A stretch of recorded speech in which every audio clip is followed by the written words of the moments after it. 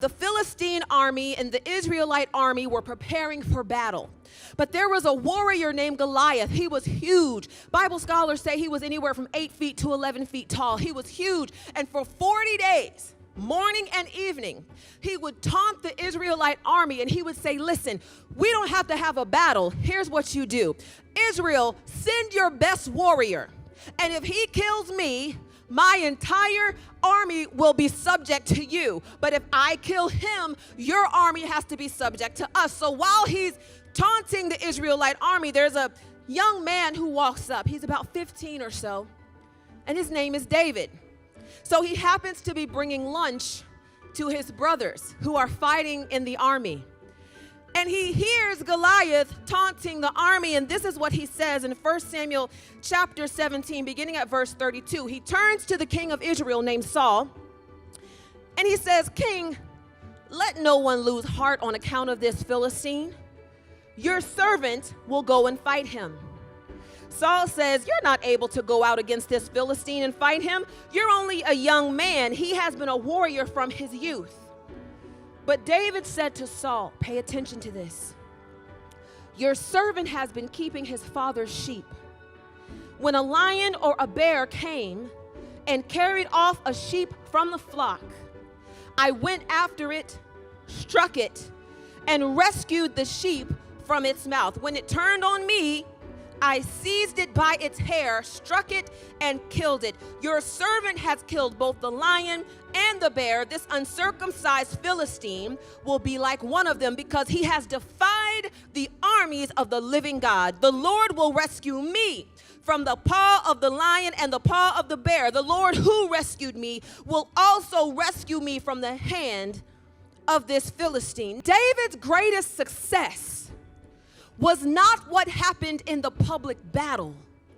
His greatest success happened in his years in obscurity.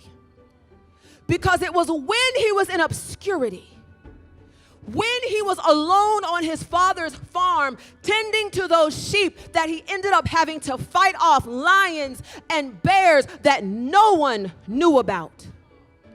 And so, in fact, it was his private victory that paved the way for his public victory.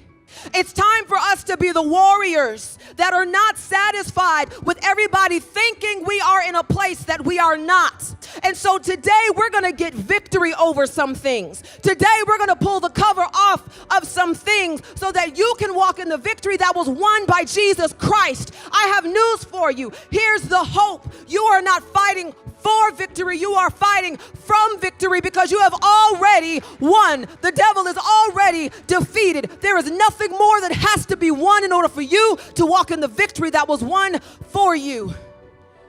But you cannot win if you don't know who you are. If the statistics are right, 100% of us are fighting a private battle that we would prefer nobody knows anything about. For some of us, it might be lying.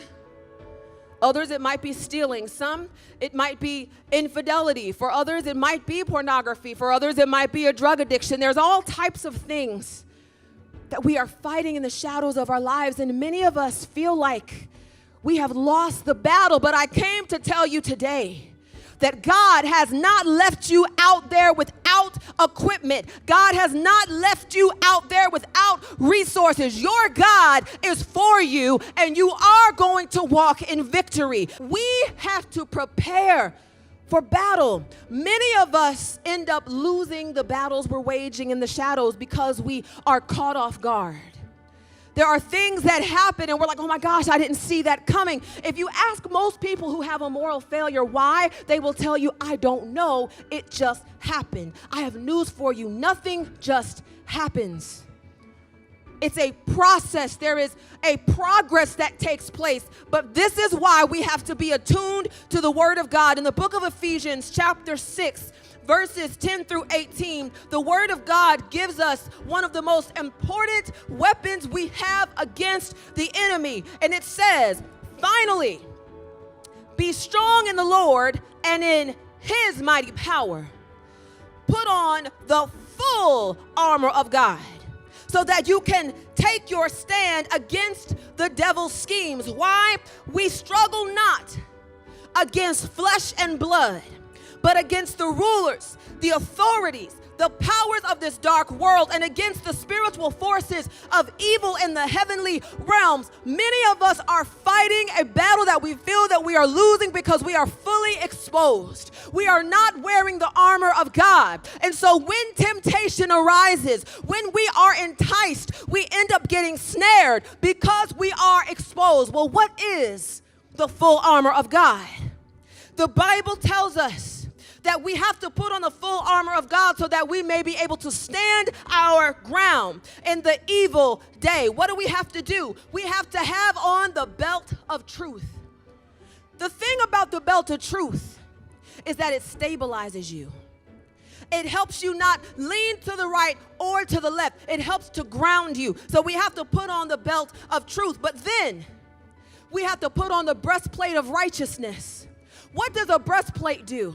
It protects your vital organs. Many of us are falling into these traps because of our heart condition, because we are emotionally weak and we are emotionally vulnerable. And God is saying, put on the breastplate of righteousness. After you do that, we have to fit our feet with the readiness that comes from the gospel of peace. Some of us are falling because we're constantly running a drama.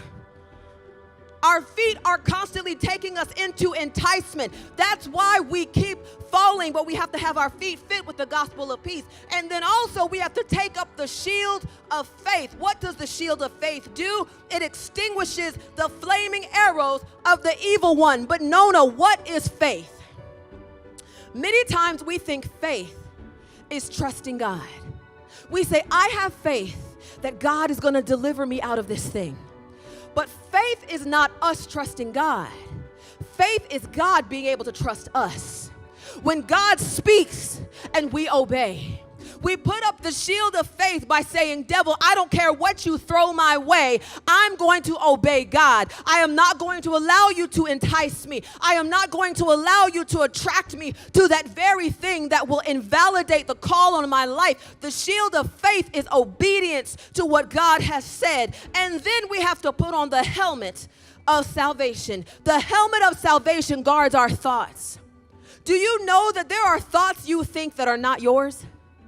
Have you ever been just kind of sitting quietly and a thought will run through your mind and you're like, where did that come from?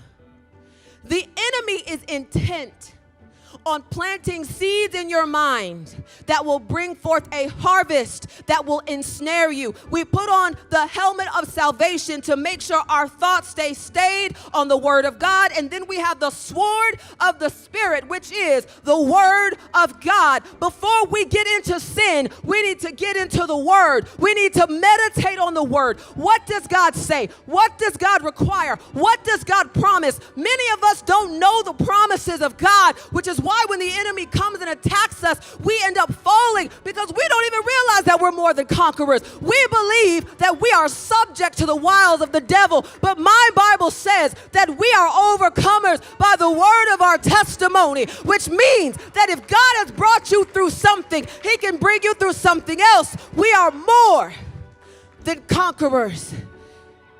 And then the word of God tells us to pray in the Spirit on all occasions, with all kinds of prayers and requests. With this in mind, be alert and always keep on praying for all of the Lord's people. The reason why David was able to slay those lions and those bears, even though they were sometimes 4 and 5 times his size, is because he was alert. He didn't allow them to just sneak up on him. He was constantly surveying. Okay, what's happening out there? I hear a rustling in the leaves. What is that? I see something moving in the shadows. What is that? We have to become alert to the enemy's devices.